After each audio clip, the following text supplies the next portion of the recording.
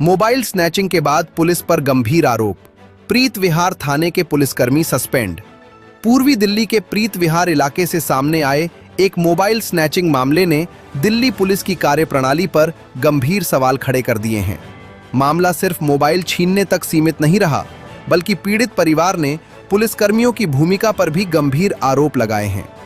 आरोप है कि थाने में शिकायत दर्ज कराने पहुंचे परिवार के साथ लापरवाही बरती गई और बाद में उनके बैंक खातों से यूपीआई के जरिए पैसे भी निकाल लिए गए।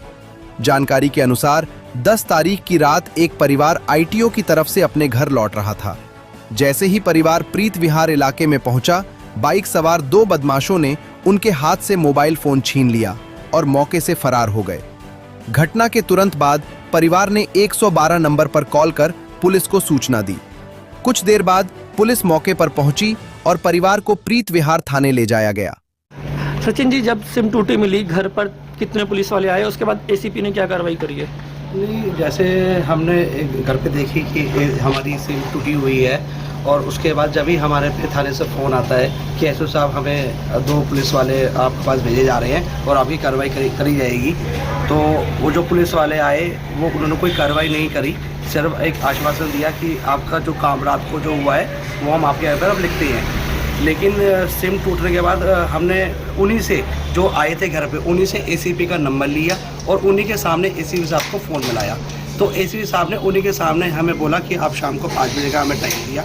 हम एसीपी के साहब के पास गए, उन्होंने सारी चीज़ देखी और जब भी कार्रवाई करते हुए उन्होंने सबसे पहले पुष्पेंद्र को सस्पेंड कर दिया और जो घर पे आए थे उनको शायद कोर्ट में रखा है मेरे ख्याल से, लेकिन उनको भी सस्पेंड कराया हमारे साथ। ठीक सर, फ़ोन में हमारे ना कवर हमारा सिरका हुआ मिला। मैंने कहा कवर क्यों छीना हुआ, और हमारे एक लाइन भी थी ग्लास में, फ़ोन के ग्लास में ब्रेक भी हुआ था। तो हमने कहा हमारा फ़ोन बिल्कुल ठीक था, ये क्या हुआ, इसका मतलब फ़ोन से छेड़छाड़ हुई है। और बार बार स्विच ऑफ ऑन करने पे भी हमारा फ़ोन स्टार्ट नहीं हो रहा था। तो देखा सिम हमारी ब्रेक थी। सिम ब्रेक होने के बाद हमने दोबारा 112 नंबर पे कॉल करी, तो हमारी कोई कंप्लेंट दर्ज नहीं हुई उस टाइम पे। अगले दिन हमने कॉल करते हैं, बैंक में जाते तो उन्होंने बताया कि आपके तीनों अकाउंटों से जो नंबर, जिस नंबर से भी हमारे अकाउंट थे, जो हमारा सिम चोरी हुआ है, जिससे भी अकाउंट हो, तीनों अकाउंट से 5-5 हज़ार रुपये निकले। और फिर हमें पता चला, साइबर क्राइम में हमने रिपोर्ट लिखवाई तो उनसे पता चला कि आधार कार्ड से आपके छेड़छाड़ हुई है रात को, और आधार कार्ड सिर्फ पुलिस ने ही छेड़ा है। अच्छा, क्या घर पे जो पुलिस आई थी वो कौन थी और कितने जने आए थे घर पे आपके? सर, 2 जेंट्स पुलिस आई थी, एक लेडीज़ पुलिस आई थी, लेकिन वो उन्हीं से मिले हुए थे। हमें ये था कि एसएचओ से बड़े हेड ऑफिस से आए हैं, लेकिन वो पुष्पेंद्र जी की तरफ से आई थी सहानुभूति दिखाने की हम ज़्यादा ऊपर तक ना बात पहुँचाएं। फिर उनके साथ आपने क्या एक्शन लिया, कहाँ गए आप? सर, उन्होंने जो भी बयान लिख कर गए उसके बाद भी हमारी एफआईआर नहीं हुई। एक बार थाने में बयान लिखा गया, उसके बाद भी एफआईआर दर्ज नहीं हुई। कल शाम को हमारी अगले दिन 5 बजे एफआईआर हुई है, जब हम एपीसीआई के ऑफिस गए। अच्छा, एसीपी ऑफिस गए, वहाँ क्या कार्रवाई रही, क्या संतुष्टि मिली? सर, उनसे वहाँ पे सारी बातचीत बताई, तब उन्होंने बताया कि पुष्पेंद्र जी को हमने सस्पेंड कर दिया है मैडम, अब आपके ऊपर कोई भी दिक्कत आती है तो हम आपके साथ हैं। लेकिन हमें कोई भी लग नहीं रहा कि कोई कार्रवाई हुआ, सस्पेंड कर दिया है और कोई भी कार्रवाई नहीं हो रही है। क्या मैं सर आईटीओ की तरफ से आ रहा था अपने घर की तरफ, अपनी वाइफ के साथ, मेगा घर के साथ। तो हुआ कि कोई पीछे से 2 लड़के आते हैं, बैग टांगे हुए, ब्लैक कलर का हेलमेट डाले हुए थे बाइक पे, और फ़ोन छीन लेते हैं वाइफ के हाथ से। हम पीछा करते हैं उनको थोड़ा प्रीत विहार तक, बाकी वो निकल गए। फिर एकदम से धोखा देके फिर हमने पीसीआर पे फ़ोन मिलाया 112 नंबर पर, तो 10-15 मिनट में आ जाती है पुलिस। उसके बाद हमारी सुनवाई करती है, अपने थाने ले जाती है साथ में। थाने ले जाने के बाद वो हमें कम से कम उन्होंने बिठाया आधा घंटा, पूछताछ करके फिर कहते तुम परेशान हो रहे हो, हमारे से फ़ोन लिया कि आप पे फ़ोन आ रहे हैं, किसी के फ़ोन आ रहे हैं इतने पुलिस वालों के, हम बात कर लेते हैं। उन्होंने फ़ोन लिया हमारे से, फ़ोन लेके वो पहले इधर कभी अपने पास रखता है, कभी कुछ करता है। मैडम ने मना करा, एक बार बाहर लेके जाते हैं तो उनको रोका। फिर वो क्या करते हैं, थोड़ी देर बाद डायरी में अपना हमारा फ़ोन रखते हैं, हमारे वाला, और ऊपर ले जाते हैं वाइफ वाला फ़ोन जिससे कंप्लेंट करी थी।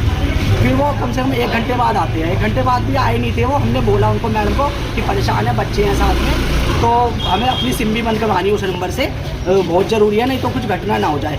तो उन्होंने कुछ सुनवाई इतनी करी नहीं। उन्होंने हमको हमारा फ़ोन दिया बात 1 घंटे बाद, और बोलते हैं कि सिम को एयरप्लेन मोड पे लगा दिया था, इसको आप बाहर ले जाके चालू कर लेना। हमने कहा ठीक है सर। हमें देखे उन्होंने एक हमसे एप्लीकेशन लिखवाई कुछ कि हम इसकी कार्रवाई करेंगे आगे। हमने आपकी एफआईआर लिख लिया, जबकि एफआईआर हुई नहीं। बाद में जो हमें सुनवाई में आया, एफआईआर हुई नहीं, एफआईआर हमारी कल लिखी गई है। उन्होंने हमें झांसा दिया खाली कि एफआईआर लिख लिया है। उसके बाद हम बाहर आते हैं, थोड़ी देर मैंने उनको बोला कि आप एयरप्लेन मोड ऑन कर लो, करा, तो उसके बाद कोई नेटवर्क नहीं आया उसमें। हम घर तक आ गए, नेटवर्क नहीं आए, फ़ोन स्विच ऑफ कर दिया, नेटवर्क नहीं आए। फिर हमने कहा नेटवर्क क्यों नहीं आ रहे, फ़ोन बंद कराना था, कुछ घटना ना हो जाए। फिर हम बाई चांस हमने उसमें से हमें कुछ लगा कि शायद कवर हिला हुआ है, कुछ हिला हुआ है, तो हमने सिम ट्रे निकालते हैं तो सिम उसमें हमें ब्रेक मिली टूटी हुई पूरी, जो कि हमने फ़ोटो में दिखाई है आपको कि वो टूटी हुई है सिम। उसके बाद हमने फिर दोबारा 112 पे घर पे आके हमने पहले हम सो रहे थे एक्शन ले नहीं ले, लेकिन हमने कहा ये तो ज़रूरी है लेना, आज हमारे साथ हुआ है, कल किसी के साथ हो रहा होगा, पीछे होता हुआ आ रहा होगा, तो उसको हमने लिया कि एक्शन ले। 112 पे दोबारा कॉल करी और फिर उन्हीं थाने में पुष्पेंद्र के खिलाफ हमने FIR करवाई ऑनलाइन ही। पुष्पेंद्र कौन था ये? ये था आईओ था हमारा ही, जिसने हमारी कंप्लेंट ली थी वहाँ पे, वो ही था। और हमें उस पर पूरा शक हो गया था ढंग से कि ये मिली भगत है पूरी।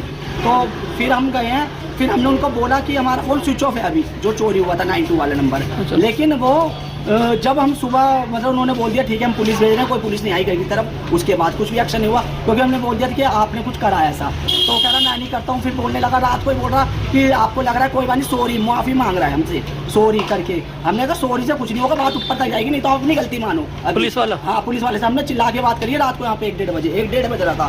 तो बोल रहा सॉरी, लेकिन आपको ऐसा लग रहा है कोई बात नहीं। हमने कहा नहीं, बात ऊपर तक जाएगी, मंत्रालय तक जाएगी कोई।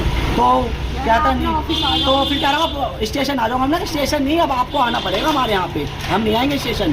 तो फिर सुबह 7 बजे हमें हमारे किसी से आया कि आपकी कॉल पे बैल जा रही है। हमने मिलाया बैल जा रही थी, हमने पुष्पेंद्र को कॉल मिलाई, उठाई नहीं। 8 बजे उसकी कॉल आई हमारे पे, तो हमने कहा सर उस पर कॉल जा रही है, आप उस पर लगाओ उसको ट्रैकिंग पे जब से। तो क्या हमसे बल्कि वो बोल रहा है कि आपका तो फोन स्विच ऑफ था, कैसे खुल गया? मैं कहा ये तो बात आपको बतानी चाहिए, हम बता रहे हैं आपको उल्टा।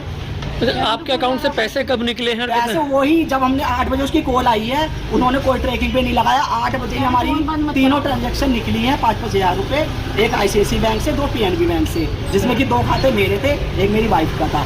तीनों से 5-5 हज़ार रुपये निकाले। कैसे निकले पैसे वो? ये निकले हैं, हम बैंक गए थे, हमें बैंक में जाके पता चला, हमने पूछा लास्ट ट्रांजेक्शन कैसे हुई है, तो उन्होंने पूछा और बताया कि हमें UPI के थ्रू, मेरे फ़ोन में सारे लोग थे, सारे लोग तोड़े गए हैं फ़ोन के, कि UPI के थ्रू कैश निकाले गए हैं। अब बैंक से पता करा है तो बैंक वाले कह रहे हैं हमसे कोई जगह का नहीं आ रहा कैसे निकाले, लेकिन ये आ रहा है कि UPI के द्वारा कैश निकाले गए हैं। आधार कार्ड से। टॉप स्टोरी ब्यूरो के लिए दिल्ली से रवि डालमिया की रिपोर्ट।